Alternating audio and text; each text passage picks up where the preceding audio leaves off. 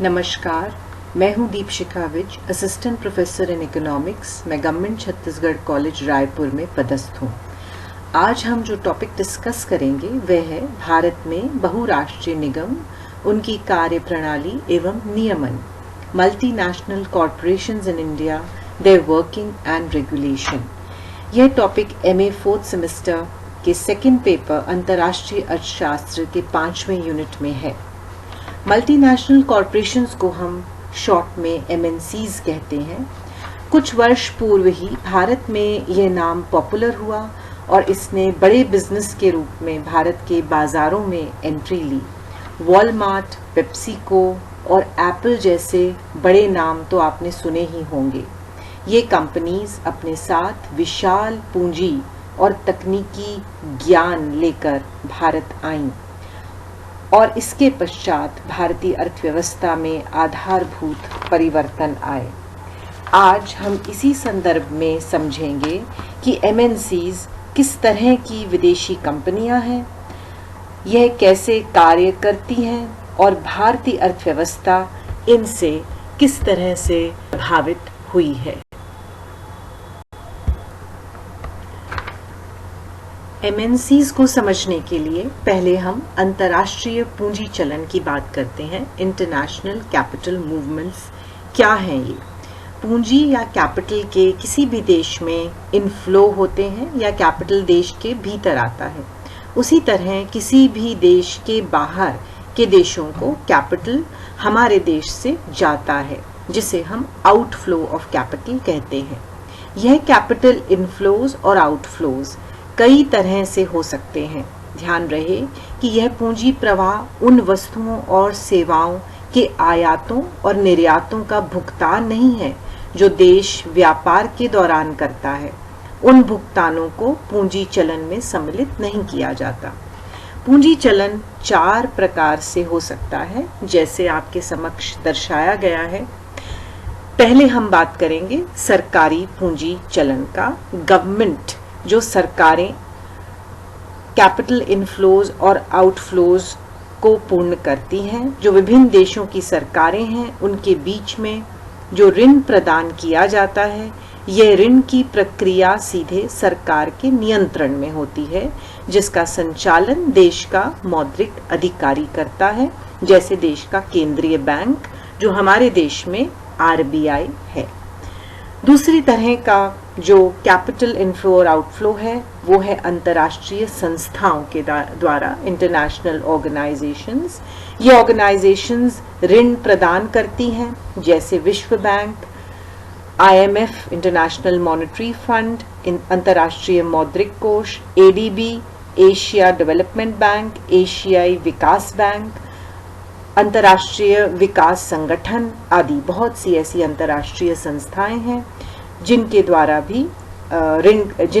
भी पूंजी का इनफ्लो और आउटफ्लो होता है। तीसरा है विदेशी निवेश का जो तरीका, वो प्रवासी भारतीयों की जमा राशियां इसके अंदर शामिल होती हैं। भारत सरकार NRI जमा खाते के रूप में लगातार ये राशियां प्राप्त करती है। और इसी संदर्भ में अब चौथा पॉइंट है विदेशी निवेश की जो अंतिम विधि है, अंतिम तरीका है, जो हमारे टॉपिक से सीधा संबंधित है, वो है निजी निवेश, प्राइवेट इन्वेस्टर्स। उद्यमी के रूप में सीधा विनियोग एक देश की निजी या विदेशी संस्थाओं द्वारा दूसरे देश की निजी या सार्वजनिक संस्थाओं में जो डायरेक्ट इन्वेस्टमेंट, प्रत्यक्ष विनियोग या इनडायरेक्ट इन्वेस्टमेंट, अप्रत्यक्ष विनियोग के रूप में होता है, इसे प्राइवेट इन्वेस्टमेंट कहा जाता है। और ये प्राइवेट इन्वेस्टर्स करते हैं। ये निजी व्यक्ति भी हो सकते हैं और ये संस्थाएं भी हो सकती हैं। तो प्राइवेट इन्वेस्टमेंट 2 प्रकार के लोग कर सकते हैं और 2 तरह से की जा सकती है, डायरेक्ट इन्वेस्टमेंट और इनडायरेक्ट इन्वेस्टमेंट। जैसे कि हमने पहले कहा, प्राइवेट फॉरेन इन्वेस्टमेंट 2 प्रकार की हो सकती है। एक डायरेक्ट इन्वेस्टमेंट, प्रत्यक्ष निवेश, और दूसरा इनडायरेक्ट इन्वेस्टमेंट, अप्रत्यक्ष निवेश। एक तरफ प्रत्यक्ष विदेशी निवेश की जब हम बात करते हैं तो ये कई तरह से देश में की जा सकती है। पहला तरीका है सब्सिडरी के रूप में। पूंजी आयातकारी देश में निवेशक देश की कंपनी में सब्सिडरी या उपशाखा खोल सकता है। फिर कोलैबोरेशन, ऐसी व्यापार संस्था की स्थापना जिसमें निवेशक की कंपनी का बहुमत हिस्सा होता है। प्रत्यक्ष निवेश फॉरेन कंपनी के रूप में भी किया जा सकता है। पूंजी आयातकारी देश में ऐसी कंपनी खोली जा सकती है जिसका पूर्ण रूप से वित्त प्रबंधन निवेशक देश में स्थित मूल कंपनी का होता है। कॉरपोरेशन ऑफ इन्वेस्टर, दूसरे देश में कार्य करने के लिए विशेष उद्देश्य से निवेशक देश में निगम की स्थापना की जा सकती है। और लास्टली इंफ्रास्ट्रक्चर बिल्डिंग के लिए निवेशक देश के नागरिकों द्वारा दूसरे देश में स्थित फिक्स्ड एसेट्स या स्थिर परिसंपत्तियों का निर्माण किया जा सकता है। ये परिसंपत्तियां पावर सेक्टर में हो सकती हैं, रेलवेज में हो सकती हैं, रिफाइनरीज के रूप में हो सकती हैं। इस प्रकार किसी भी देश में इंफ्रास्ट्रक्चर बिल्डिंग के लिए प्रत्यक्ष निवेश किया जा सकता है। तो एक तरफ तो हमने प्रत्यक्ष निवेश पढ़ा, अब दूसरी तरफ जो इनडायरेक्ट इन्वेस्टमेंट है या अप्रत्यक्ष निवेश है, ये कैसे किया जा सकता है।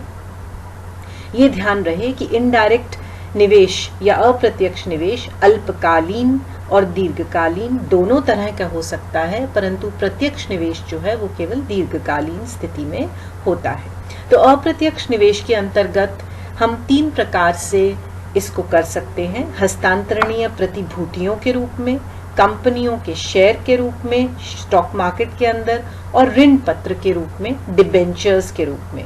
ये निवेश कोई भी निजी व्यक्ति कर सकता है, कोई संस्था कर सकती है और आसानी से ये निवेश किया जा सकता है।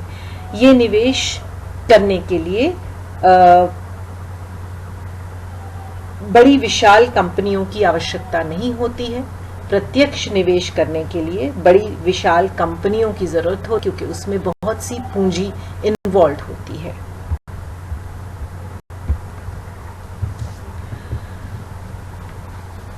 तो जो हमने 2 प्रकार के निवेश पढ़े, प्रत्यक्ष निवेश और अप्रत्यक्ष निवेश, उसमें 2 प्रमुख रूप हैं, एफडीआई और एफपीआई, फॉरेन डायरेक्ट इन्वेस्टमेंट और portfolio investment, foreign portfolio investment. प्रत्यक्ष निवेश के अंतर्गत ही एफडीआई या फॉरेन डायरेक्ट इन्वेस्टमेंट आता है, जो हमारे देश में मल्टीनेशनल कॉरपोरेशंस एमएनसीज के रूप में एंटर किया। इन एमएनसीज को हम ट्रांसनेशनल कॉरपोरेशंस भी कहते हैं, और ये ट्रांसनेशनल कॉरपोरेशंस पूंजी के साथ साथ हमारे देश के अर्थव्यवस्था के अंदर अपनी मैनेजरियल और ऑर्गेनाइजेशनल स्किल्स भी लाती हैं, तकनीकी ज्ञान भी लाती हैं, technical know how R&D skills भी लाती हैं, और बहुत से लोगों को यहाँ पर रोजगार प्रदान करती हैं। तो एक्चुअली ये जो मल्टीनेशनल कॉरपोरेशंस हैं, एमएनसीज हैं, ये हमारे देश में निवेश करके हमारे एसेट्स को भी कंट्रोल करती हैं, उनमें कंट्रोलिंग अथॉरिटी भी होती है। दूसरी तरफ अप्रत्यक्ष निवेश के अंतर्गत पोर्टफोलियो इन्वेस्टमेंट आता है, फॉरेन पोर्टफोलियो इन्वेस्टमेंट, जिसे रेंटियर इन्वेस्टमेंट भी कहा जाता है, संविभागीय निवेश। इस तरह के निवेश को फॉरेन इंस्टीट्यूशनल इन्वेस्टर्स का नाम दिया गया है, जिसमें कुछ संशोधन कर इसको एफपीआई या फॉरेन पोर्टफोलियो इन्वेस्टर्स भी कहा जाता है। तो आज हम इसको एफपीआई के रूप में जानते हैं। यहाँ पर जो निवेश करता है, जैसे हम पहले बता चुके हैं, ये केवल अपने पूंजी का निवेश करते हैं, इसीलिए ये निवेशकर्ता कंपनी पर कोई अधिकार नहीं रख सकते, ये केवल ब्याज या लाभांश के ही हकदार होते हैं। तो प्राइवेट फॉरेन इन्वेस्टमेंट में 2 प्रकार के निवेश हैं, एफडीआई और एफपीआई, जिसमें से एफडीआई के अंतर्गत अब हम मल्टीनेशनल कॉरपोरेशंस या एमएनसीज जो हैं उनकी एंट्री देखेंगे।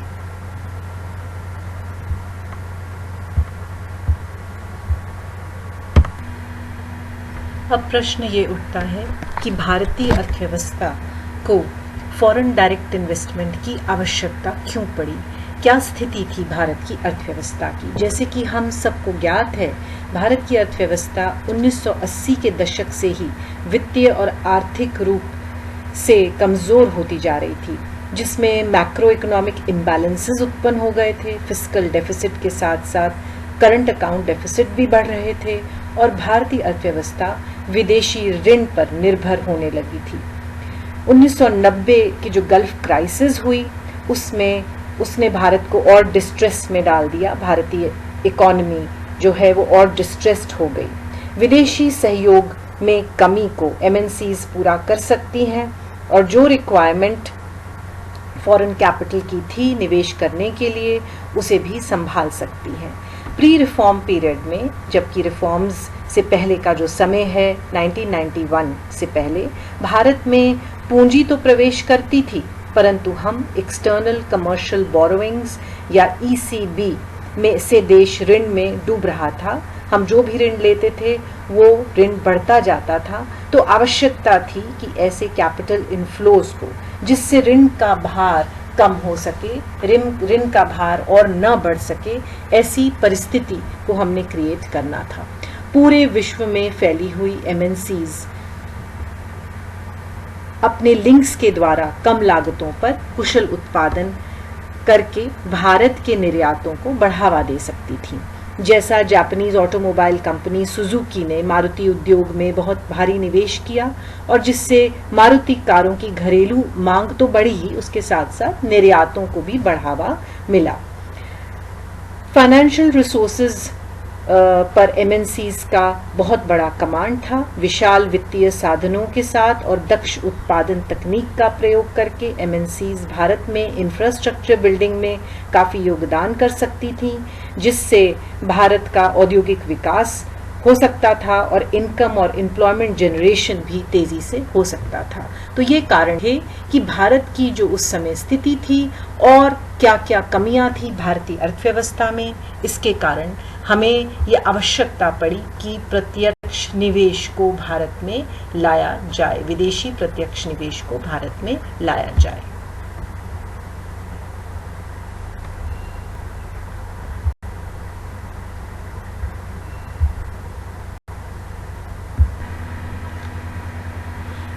भारत में एमएनसीज की वर्किंग और एंट्री को हम दो टाइम पीरियड्स में बांट सकते हैं।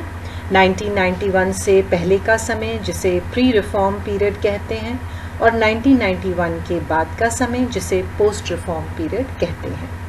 1991 से पहले का समय विदेशी पूंजी पर नियंत्रण का समय था, जिसमें विदेशी उपक्रमों का नियंत्रण भारतीय हाथों में था।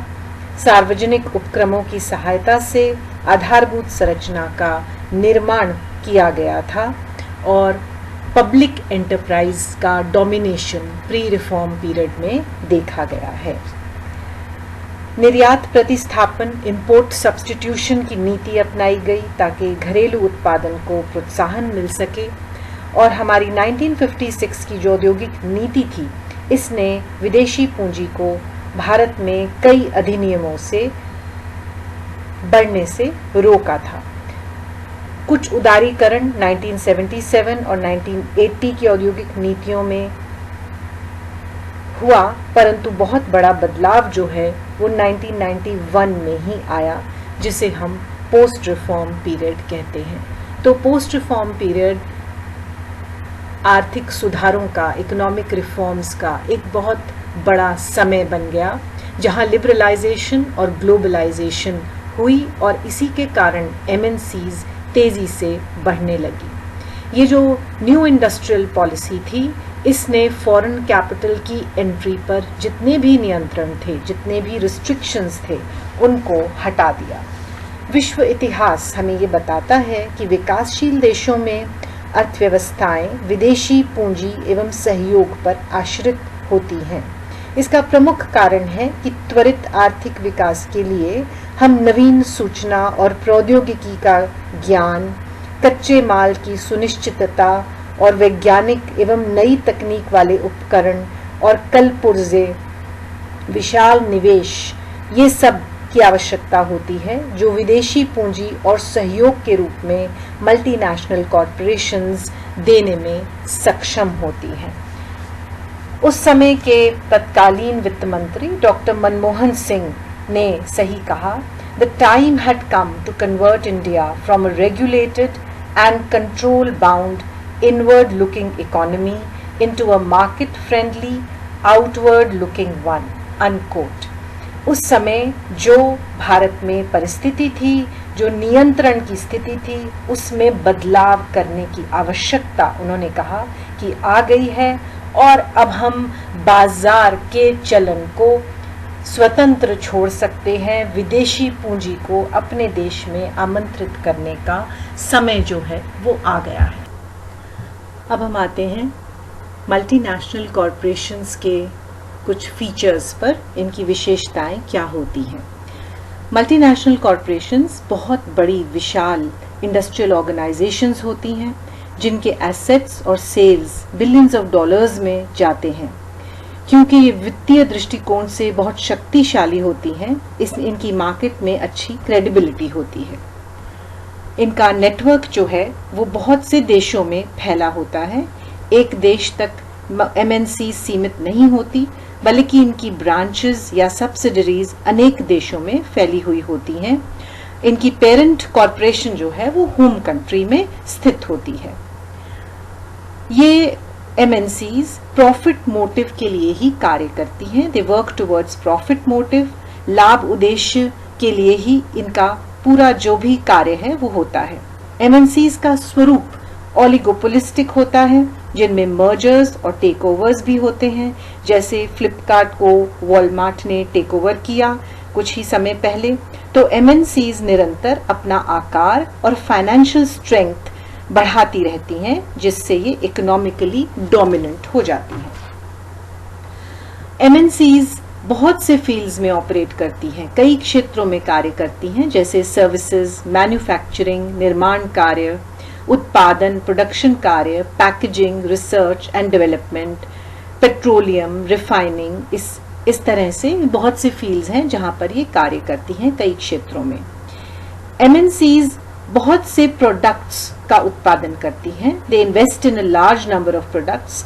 जैसे कि हमने पहले भी पढ़ा, एमएनसीज अलग अलग तरह के उत्पादन करती हैं और ऐसे यूनिट्स में निवेश करती हैं। ट्रांसफर ऑफ रिसोर्सेज, एमएनसीज पूंजी के साथ साथ अपने साथ बहुत से संसाधनों को भी लाती हैं, जैसे उपकरण हैं, टेक्निकल नो हाउ है, फिनिश प्रोडक्ट्स हैं, रॉ मटेरियल्स हैं, फाइनेंशियल इन्वेस्टमेंट हैं। तो पूंजी तो आती ही है देश में इनके साथ, पर और बहुत सी चीजें जो हैं और बहुत से और भी क्रियाएं जो हैं वो भी अपने साथ लेकर आती हैं। लास्ट में हम पढ़ेंगे कि एमएनसीज कैसे एडवांस टेक्नोलॉजी का प्रयोग करती हैं। एमएनसीज बहुत सुपीरियर टेक्नोलॉजी, एडवांस टेक्नोलॉजी का प्रयोग करती हैं प्रत्येक फील्ड में, चाहे वो मैन्युफैक्चरिंग हो या मार्केटिंग हो। बहुत सोफिस्टिकेटेड रिसर्च और डेवलपमेंट के कारण हर फील्ड में उच्च तकनीक का उत्पादन इनसे होता है। तो ये है कुछ फीचर्स जो मल्टीनेशनल कॉरपोरेशंस के होते हैं। अब हम देखेंगे भारत में कुछ मल्टीनेशनल कॉरपोरेशंस। जो बहुराष्ट्रीय निगम होते हैं ये विकसित देशों जैसे यूएसए, ब्रिटेन, जर्मनी, जापान की फर्में होती हैं और अन्य विकसित या विकासशील देशों में ऑपरेट करती हैं। ये कई क्षेत्रों में फैली हुई होती हैं। माइनिंग, प्लांटेशंस जैसे चाय, रबर, कॉफी, ऑयल एक्सट्रैक्शन और रिफाइनिंग इंडस्ट्री में भी, मैन्युफैक्चरिंग, उपभोग वस्तुओं के उत्पादन में, या अतिरिक्त क्षेत्रों में जैसे बैंकिंग, इंश्योरेंस, शिपिंग, होटल, अनेक गतिविधियों और स्थानों में ये निवेश करती हैं। So MNCs are very large firms, बहुत विशाल फर्में होती हैं विद वाइड स्प्रेड ऑपरेशंस, जिनके ऑपरेशंस कार्य अनेक देशों में फैले हुए होते हैं, which are clearly international in character. ये अंतर्राष्ट्रीय स्तर की कंपनियां होती हैं and operate to achieve maximum profit, और इनका एकमात्र उद्देश्य होता है लाभ कमाना। भारत में कुछ एमएनसीज जो ऑपरेट करती हैं वो कई क्षेत्रों में करती हैं, जैसे कंज्यूमर गुड्स सेक्टर में, उपभोग वस्तुओं के क्षेत्र में Hindustan Lever, Procter and Gamble, Nestle, drugs या दवाइयों के क्षेत्र में ग्लैक्सो और पाइजर, इलेक्ट्रॉनिक्स के क्षेत्र में फिलिप्स और बीपीएल, टायर्स के क्षेत्र में सिएट या एमआरएफ, सॉफ्ट ड्रिंक्स के क्षेत्र में पेप्सी और कोका कोला, रेडीमेड गारमेंट्स के क्षेत्र में पीटर इंग्लैंड, एरो और शूज के क्षेत्र में रीबॉक और नाइकी। ये कुछ कंपनियां हैं, कंपनियों की पिक्चर्स हैं जो भारत में ऑपरेट करती हैं। अब हम देखेंगे कि भारतीय अर्थव्यवस्था को क्या क्या लाभ हुए मल्टीनेशनल कॉरपोरेशन से। सबसे पहले देखते हैं कि प्रमोटिंग फॉरेन इन्वेस्टमेंट, एमएनसीज के आने से विदेशी निवेश को प्रोत्साहन मिला, वृहद पूंजी प्रवाह हुआ और भारत को अधिक मात्रा में और सस्ती पूंजी उपलब्ध हुई। इससे उत्पादन वृद्धि सीधे ही प्रभावित हुई, उत्पादन में वृद्धि होने लगी और इससे भी महत्वपूर्ण उच्च कार्य कुशलता और उत्पादकता भी बढ़ी। तो इस प्रकार से हमारी जो उद्योग हैं वहाँ पर हमारा उत्पादन तेजी से बढ़ने लगा। दूसरा है increasing risk bearing capacity. Multinational corporations में जोखिम उठाने की अधिक क्षमता के कारण ये भारतीय अर्थव्यवस्था के इम्परफेक्ट इंफ्रास्ट्रक्चर, जो पावर, ट्रांसपोर्ट, लेबर और में दिखाई देते हैं और इनपुट्स की शॉर्ट सप्लाई होती है, मार्केट डिमांड कम होती है, इसमें दिखाई दिया और इसका सामना करना पड़ता है किसी भी उद्योग को। क्योंकि एमएनसीज में जोखिम उठाने की अधिक क्षमता थी तो ये इसको कर सकी। विकास में ये एक बहुत बड़ी बाधा होती है क्योंकि निजी निवेशकर्ता जोखिम उठाने में असमर्थ होता है। फिर building infrastructure, investment in infrastructure, आधारभूत संरचना की स्थिति, बेसिक इकोनॉमिक और सोशल ओवरहेड, जो बेसिक इंफ्रास्ट्रक्चर होता है हमारा, जिसमें हमारे यातायात के साधन आते हैं, means of transport and communication, irrigation, power, education, training, health services, इन सब का विकास एमएनसीज के सहयोग से हो पाया। हमारे भुगतान संतुलन पर भी एक अनुकूल प्रभाव पड़ा, favourable impact on balance of payments. काफी एमएनसीज ने जो उत्पादन इकाइयां लगाई थीं वह सिर्फ घरेलू मांग की पूर्ति के लिए ही नहीं थीं, परंतु विदेशी मांग भी पूरा करने के उद्देश्य से की थी। इससे निर्यात जो है और विदेशी पूंजी जो है उसके इनफ्लो को बढ़ावा मिला और बैलेंस ऑफ पेमेंट्स की स्थिति बेहतर हुई। प्रमोटिंग एक्सपोर्ट्स, निर्यातों को प्रोत्साहित करना। विश्व भर में लिंक्स होने के कारण जो एमएनसीज थीं, इनसे भारत के निर्यातों को बढ़ावा मिला, जो कि निम्न लागतों पर और अधिक दक्ष रूप में अब होने लगा। तो जो पहले उत्पादन बहुत ऊंची लागतों पर होता था और जो अनुकूल नहीं था वो अब बेहतर रूप से होने लगा और इसीलिए हमारा जो निर्यात है उनको बढ़ावा मिला। Accelerating industrial expansion and employment, Bharat में जो औद्योगिक विस्तार अलग अलग क्षेत्रों में देखा गया और रोजगार के अनेक अवसर जो हैं वो उपलब्ध हुए, तो एम्प्लॉयमेंट अपॉर्चुनिटीज बढ़ने के साथ साथ जो वर्कर्स का स्किल है वो भी और बढ़ा और जितनी भी ह्यूमन मैन पावर है, जो जितना भी हमारे लेबर की मैन पावर है, उसकी अनुकूलतम उपयोग हो सका, उसका ऑप्टिमम यूटिलाइजेशन जो है यहाँ पर हो सका। High level of technology transfer, MNCs research और डेवलपमेंट पर बहुत फंड्स खर्च करती है, जिसके कारण उत्पादन के नए तरीकों की खोज हुई। वर्किंग क्लास के स्किल्स बेहतर हुए, विभिन्न प्रकार की वस्तुओं का उत्पादन होने लगा तथा भारत जैसे विकासशील देश के लोगों का जीवन स्तर भी ऊंचा हुआ। Efficient and enlarge market structure, अगर ये देखा जाए तो बाजार का स्वरूप एमएनसीज की वर्किंग के तरीके से एफिशिएंट होता गया और मार्केटिंग के नए नए तरीकों के कारण दक्ष और एफिशिएंट ये हो गया, इसलिए क्योंकि एडवर्टाइजिंग और सेल्स का जो ग्लोबल नेटवर्क था उस पर इन एमएनसीज की पकड़ अच्छी थी। और लास्ट में हम आते हैं utilisation of human resources. Bharat जैसे कि हम सब जानते हैं एक श्रम प्रधान देश है, यहाँ पे श्रम बहुत अधिक मात्रा में उपलब्ध है और जो मल्टीनेशनल कॉरपोरेशंस हैं वो सस्ते श्रम की तलाश में थी। तो श्रमिकों के जो अलग अलग वर्ग हैं उनको परीक्षण प्रदान कर एमएनसीज ने स्किल्ड लेबर का एक नया वर्ग निर्मित किया, जिससे मानव संसाधनों का प्रयोग तो हुआ ही और इन संसाधनों की उत्पादन क्षमताएं भी बढ़ी।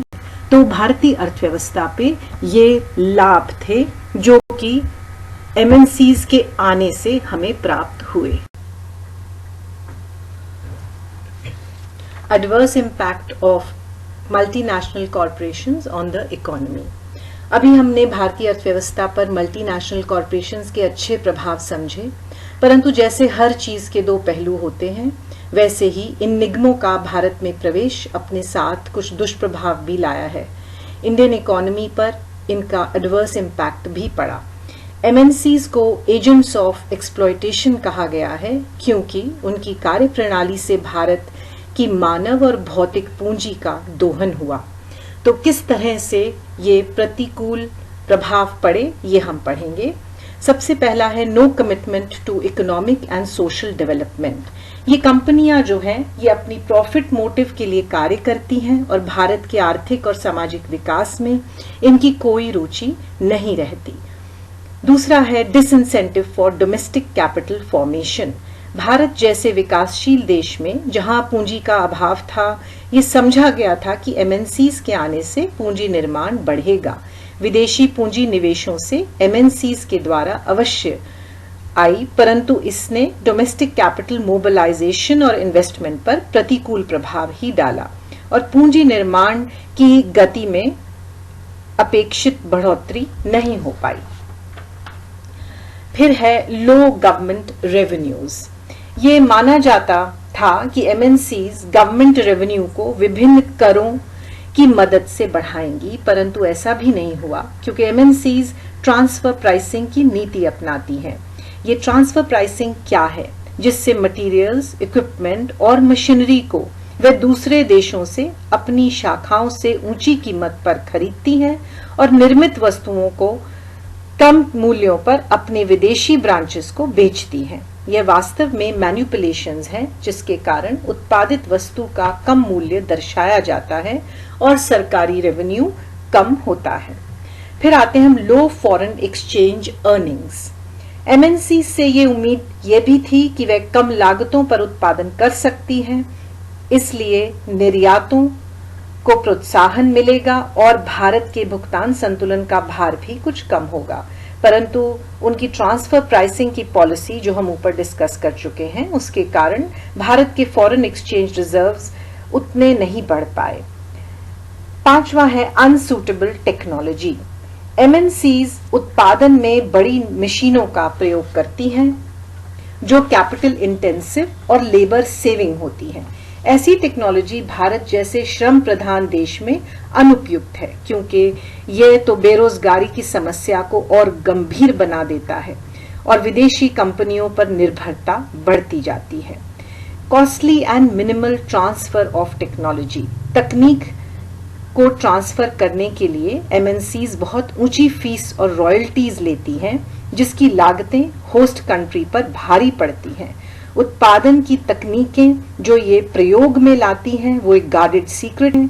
इनके जो ऑफिसर्स बड़े एग्जीक्यूटिव पोजीशंस पर होते हैं उनको ये बहुत ऊंची तनख्वाह देती हैं और उनकी तुलना में जो घरेलू देश के जो वर्कर्स होते हैं उनको ना तो ऊंची पोस्ट दी जाती हैं और ना ही ऊंची सैलरीज दी जाती हैं। आखिरी में हम आते हैं depleting physical, human, social and institutional capital.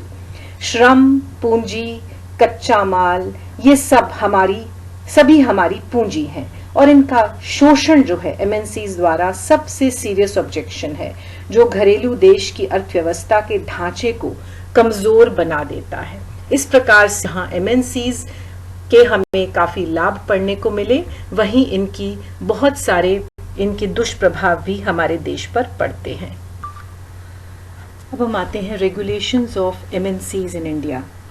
विदेशी कंपनियों की जो गतिविधियां थी उन पर अंकुश लगाने के लिए जो सबसे अधिक महत्वपूर्ण कदम उठाया गया वह था विदेशी विनिमय नियमन अधिनियम 1973, फॉरेन एक्सचेंज रेगुलेशन एक्ट 1973। इस एक्ट का बेसिक उद्देश्य क्या था? To facilitate external trade and payments. जितना भी व्यापार हो रहा था, भुगतान हो रहे थे, उनमें उनको सहयोग करना, उनको आसान बनाना। To promote orderly development and maintenance of foreign exchange market. जो विदेशी विनिमय बाजार था उसमें विकास और उसको मेंटेन करना इसका उद्देश्य था। और फॉरेन एक्सचेंज रिजर्व्स जो भारत के थे उनको स्ट्रिक्ट रेगुलेशन के अंतर्गत मेंटेन करना ताकि एक्सचेंज रेट स्टेबिलिटी बनी रहे। फेरा जो था उसको लागू कर तब किया गया जब भारत की विदेशी विनिमय स्थिति काफी नाजुक थी, परंतु उसके बाद ये मांग हुई कि फेरा के जो रेगुलेशंस हैं वो बहुत स्ट्रिक्ट हैं और विदेशी कंपनियां निवेश नहीं कर सकती, कार्य नहीं कर सकती।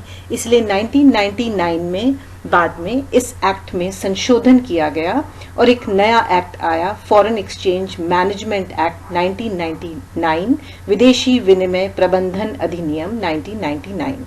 इस नए अधिनियम के नाम से ही स्पष्ट है कि विदेशी विनिमय पर नियंत्रण न करके ये केवल उसका प्रबंधन करेगा। इस प्रबंधन का उद्देश्य ये होगा कि विदेशी व्यापार से संबंधित भुगतानों में कोई रुकावट या कठिनाई नहीं आएगी और साथ ही विदेशी विनिमय बाजार का सुचारू रूप से विकास होता रहेगा। ये दोनों ही एक्ट्स की तुलना अगर हम करें तो ये देखा जाता है कि फेरा के अधीन सभी रेगुलेशंस के लिए आरबीआई की अनुमति लेना अनिवार्य था, परंतु फेमा में ये कंडीशन ईज कर दी गई। इसीलिए बाहरी विदेशी व्यापार के लिए और निवेश के लिए सभी ट्रांजैक्शंस पर जितनी भी रेगुलेशंस हैं वो आसान कर दी गई। और एक बहुत खास बात इसकी ये थी कि जितने भी ऑफेंसेस हैं जो फॉरेन एक्सचेंज से रिलेटेड हैं उनको सिविल ऑफेंस बनाया गया, जो फेरा के अंतर्गत क्रिमिनल ऑफेंस था। WTO के जितने भी फ्रेमवर्क है उससे कंसिस्टेंट था ये एक्ट। और आखिरी में जो prevention of money laundering act 2002 था उसको भी इंट्रोड्यूस करने में इसका सहयोग लिया गया। तो इस तरह से मल्टीनेशनल कॉरपोरेशंस की जो रेगुलेशंस हैं, जो इनका नियमन है, वो इस तरह से किया गया इन दो एक्ट्स के द्वारा। अब हम इस डिस्कशन के अंत में आते हैं। मल्टीनेशनल कॉरपोरेशंस के बारे में हमने पढ़ा और हमने ये देखा कि ये कॉरपोरेशंस केवल शोषण ही नहीं परंतु भारत जैसे विकासशील देश में विकास में भी इन्होंने बहुत योगदान किया है। भारत के सामने जो सबसे बड़ा चैलेंज है और जो बाकी विकासशील देशों के सामने भी है कि इनके जो ऑपरेशंस हैं उनको रेगुलेट करना आवश्यक है ताकि इनसे अधिकतम लाभ प्राप्त किया जा सके। और ये बात भी उल्लेखनीय है कि जब भी इस प्रकार की कंपनियां आती हैं तो ये बेहतर स्थिति होगी कि विदेशी कंपनियों के साथ घरेलू जो उत्पादन करता है वो साथ में काम करके इनके उत्पादन को बढ़ाएं।